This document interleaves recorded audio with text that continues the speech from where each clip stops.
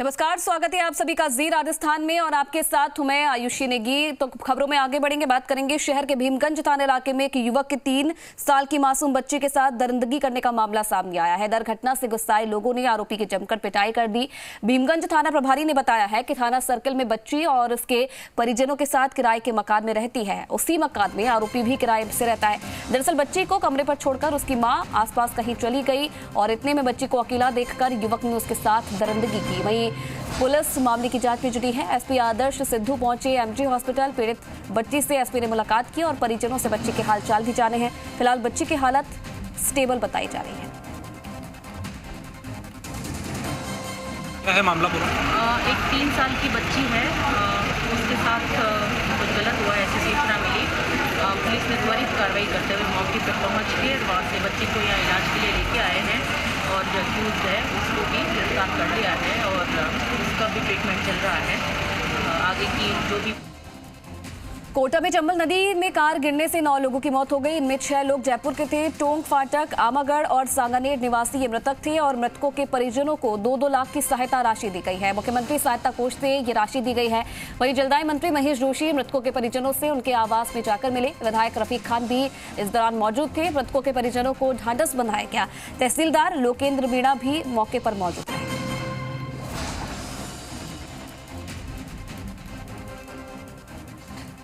बाड़मेर जिले के मादक पदार्थों की तस्करी के खिलाफ पुलिस अधीक्षक दीपक भार्गव के निर्देशन में चलाए जा रहे विशेष अभियान के तहत सदर थाना पुलिस ने अवैध मादक पदार्थों के खिलाफ बड़ी कार्रवाई करते हुए 50 ग्राम एमडी के साथ एक आरोपी को गिरफ्तार किया है।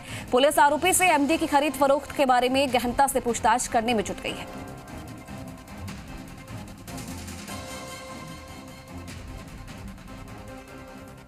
उसका आरोपी आने की हमको सूचना मिली थी, जिस पर हम रामनगर में गए।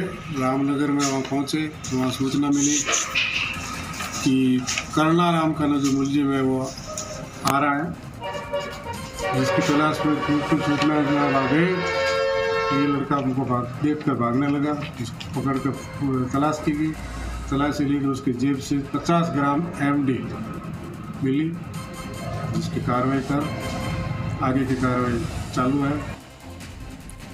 जैतरन थाना क्षेत्र के रामपुरा कलां में जीरे की फसल के बीच अफीम की खेती का मामला सामने आया है। मुखबिर की सूचना पर जैतरन पुलिस ने कार्रवाई करते हुए खेत में लगे अफीम के 2783 पौधे जब्त किए हैं। खेत मालिक को कार्रवाई की भनक लगने से वो फरार हो गया।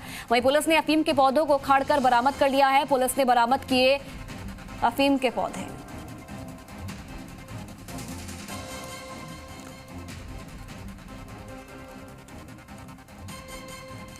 धौलपुर जिले के बाड़ी के सैपाऊ थाना क्षेत्र के गांव चीतापुरा में गांव के ही 2 लोगों द्वारा मारपीट कर गला दबाकर मारने के प्रयास के मामला सामने आया है। घायल महिला को परिजनों ने जिला अस्पताल में भर्ती करवाया है। आरोपी पक्ष के लोग गांव से फरार बताए जा रहे हैं। दरअसल ये महिला खेत से काम कर घर वापस लौट रही थी और इसी दौरान गाँव के 2 युवकों ने महिला को घात लगाकर घेर दिया। महिला के साथ मारपीट की गई और पीड़िता के मुताबिक आरोपियों ने गला दबाकर उसे मारने का भी प्रयास किया था। आरोपी मारपीट कर मौके से फरार हो गया।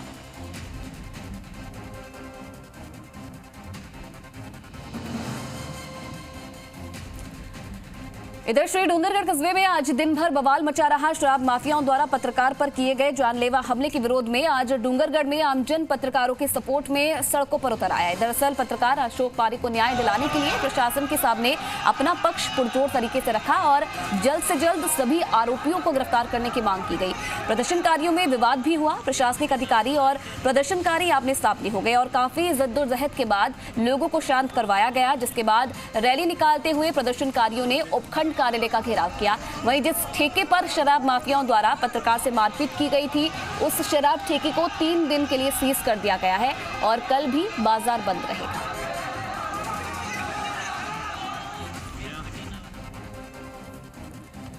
अलवर मंडी मोड़ के पास एक पेट्रोल पंप पर हंगामा हो गया। यहां ग्राहकों ने पेट्रोल में पानी मिला होने के आरोप लगाए हैं और गाड़ी से पेट्रोल निकालकर उसमें पानी मिला हुआ दिखाया, लेकिन पंप मालिक मिलावट की बात को नकारता रहा, जिसके चलते काफी देर तक पंप पर हंगामा हुआ।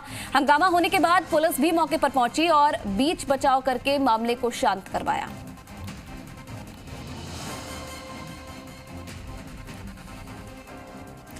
और तस्वीरों में आप देख रहे हैं जो लोग हैं वो पेट्रोल में पानी मिलाने की बात को लेकर हंगामा इन्होंने करा।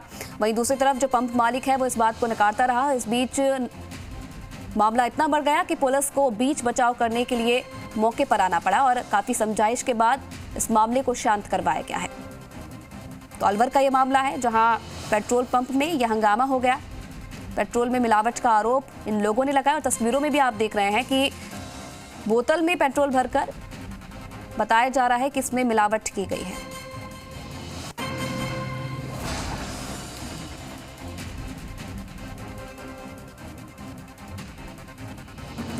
और इधर कोटा में आज सुबह की शुरुआत एक दर्दनाक हादसे के साथ हुई है। इस हादसे से शादी की खुशियां पल भर में मातम में बदल गई।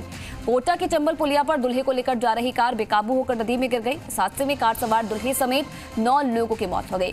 मृतकों में दुल्हे का भाई, ड्राइवर और जयपुर से आए 6 बाराती शामिल हैं। जानकारी के मुताबिक चौथ का बरवाड़ा निवासी अविनाश वाल्मीकि की बारात उज्जैन जा रही थी। परिवार के लोग एक बस और कार के जरिए देर रात रवाना हुए थे। केशोराय पाटन में बारात में शामिल लोगों ने एक जगह चाय पी और बारात आगे निकली। ये बारात जब कोटा पहुंची तो बारातियों से भरी बस चंबल पुलिया के ऊपर से निकली, जबकि कार ड्राइवर ने नीचे बनी पुलिया से कार निकाली और इस दौरान ये कार बेकाबू होकर नदी में जा गिरी। सुबह के वक्त अंधेरा था और कार करीब पानी में 20 फीट गहराई पर चली गई, जिससे किसी को हादसे का पता नहीं चला। कार के गेट और कांच बंद थी और इस वजह से कार में सवार कोई भी व्यक्ति बाहर नहीं निकल सका। सुबह एक राहगीर ने नदी में कार देखी तो पुलिस को इसकी सूचना दी गई, जिसके बाद पुलिस और निगम के गोताखोरों ने कार में मौजूद सभी शवों को बाहर निकाला। इस हादसे में दुल्हे अविनाश, दुल्हे के भाई केशव, ड्राइवर इस्लाम खान, जयपुर निवासी खुशहाल, शुभम, राहुल, रोहित, विकास और मुकेश की मौत हो गई। हादसे की सूचना पर एसपी, कलेक्टर भी मौके पर पहुंचे और शवों का पोस्टमार्टम कराकर चौथ का बरवाड़ा के लिए रवाना किया।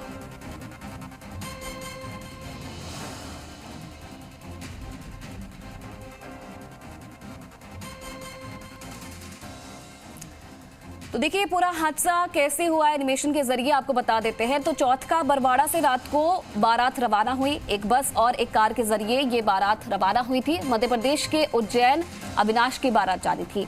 दूल्हे की कार में भाई, दोस्त समेत 9 लोग मौजूद थे। केशोराय पाटन में सुबह 5 बजे बारातियों ने चाय पी। केशोराय पाटन से एक साथ कोटा पहुंचे थे दोनों वाहन। बस चंबल पुलिया के ऊपर से गुजर रही थी। कार चालक ने बस से आगे निकलने के लिए दूसरा रास्ता चुना। पुलिया के नीचे पुरानी पुलिया से चालक ने कार निकाली और पुरानी पुलिया पर स्पीड ब्रेकर के पास कार नदी में गिर गई। अंधेरा होने की वजह से किसी को इस हादसे का पता नहीं चल पाया। कार बारातियों समेत 20 फीट गहराई में जा समाई। कांच और गेट बंद होने से लोग कार से बाहर नहीं निकल पाए। सुबह 8:15 बजे राहगीरों को नदी में कार दिखाई दी। राहगीर की सूचना पर पुलिस और गोताखोर मौके पर आए और 2 घंटे की कड़ी मशक्कत के बाद सभी 9 शवों को बाहर निकाला गया। इधर सीएम अशोक गहलोत ने हादसे पर दुख जताया है और मृतकों के आश्रितों को 2-2 लाख मुआवजे की घोषणा भी की है। दूल्हे के परिवार को 5 लाख मुआवजे की घोषणा की है। तो हादसे में दुल्हे सहित 9 लोगों की मौत हो गई है और मृतकों में 6 तो केवल जयपुर से बताए जा रहे हैं। एक बार मृतकों के नाम भी आपको बता देते हैं। अविनाश वाल्मीकि जो थे वो दुल्हा थे। चौथ का बरवाड़ा केशव दुल्हे का भाई था, ये भी चौथ का बरवाड़ा से था। इस्लाम खान जो कि कार चालक था, ये भी चौथ का बरवाड़ा का था और खुशहाल टोंक फाटक से था। शुभम भी टोंक फाटक से थे और टोंक फाटक जयपुर के निवासी थे। राहुल की अगर बात की जाए तो ये भी जयपुर के ट्रांसपोर्ट नगर का निवासी था। रोहित जयपुर के टोंक फाटक का निवासी था। विकास घाट गेट का निवासी था जयपुर से और मुकेश भी जयपुर का निवासी था जो कि मालवीय नगर में रहता था।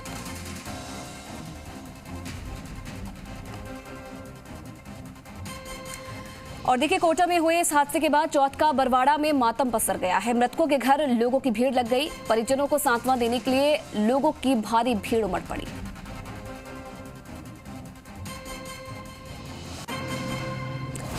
और ये तस्वीरें आप देख रहे हैं। सुबह की शुरुआत एक बुरी खबर के साथ हुई और जैसी कि खबर मृतकों के परिवार वालों तक पहुंची, उनके घर तक पहुंची, तो पूरे गांव में मातम पसर गया।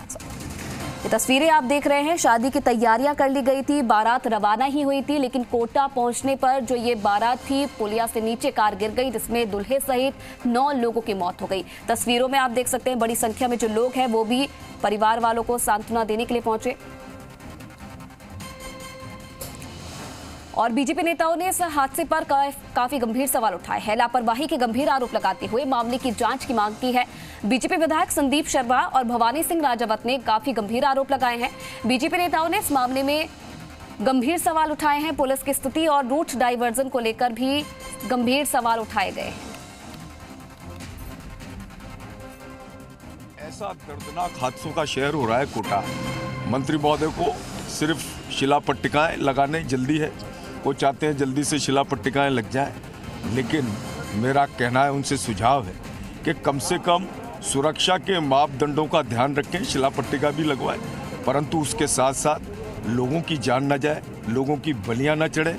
और निरंतर जो हादसे हो रहे हैं शहर में वो रोकें कृपा करके, ये अति हो रही है। अब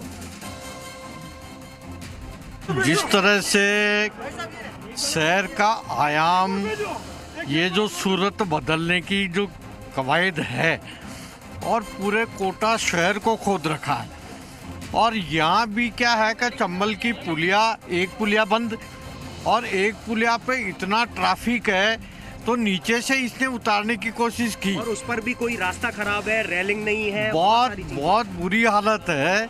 तो ये मौत को बुलावा है। अब चंबल रिवर फ्रंट पे अब तक 3 लोग मर चुके, और यहाँ भी जो हादसा हुआ है, और ये अगर ये शहर का आयाम बदलना चाहते थे तो ये चरणों में काम होता। अब लगातार किसी का 20 लाख 50 लाख जुर्माना, इसलिए जल्दबाजी में ठेकेदार जिस तरह से काम कर रहे हैं तो ये हादसे को बुलावा है और इसीलिए हादसा हुआ है। और कोटा हादसे के बाद सीएम के निर्देश पर मृतकों के आश्रितों को तुरंत आर्थिक मदद दी गई है। हादसे में मारे गए जयपुर के 6 लोगों को सीएम के निर्देश पर मुआवजे के चेक भेजे गए हैं। पीएचईडी मंत्री महेश जोशी मालवीय नगर में मृतकों के घर पहुंचे और परिवार वालों को ढांढस बंधाया। इसके बाद परिवार वालों को मुआवजे के चेक सौंपे गए। इस दौरान कांग्रेस नेता दीपक डंडोरिया, अर्चना शर्मा भी मौजूद रहे। और इधर नेता प्रतिपक्ष गुलाब चंद कटारिया का विवादित बयान सामने आया है। चित्तौड़गढ़ में डुंगला मंदिर का जायजा लेने के लिए वो पहुंचे थे। इस दौरान लोगों को संबोधित करते हुए कटारिया ने बयान दिया, कहा कि समय रहते चेत जाओ, वरना अपनी औलाद को लोगों के भरोसे छोड़कर जाना पड़ेगा। जब जब इनकी आबादी बढ़ी है, मंदिर छोड़कर भागना पड़ा है। ये भविष्य की घंटी बज रही है, समय रहते चेत जाओ, नहीं तो अपनी औलादों को दूसरों के भरोसे छोड़ के जाना। खतरनाक स्थिति में देश पहुंच रहा है। ये तो थोड़ा बहुत भी संघ की बदौलत है कि हिंदू जिंदा है। और चलिए रुकेंगे एक छोटे से ब्रेक के लिए, फौरन हाजिर होंगे।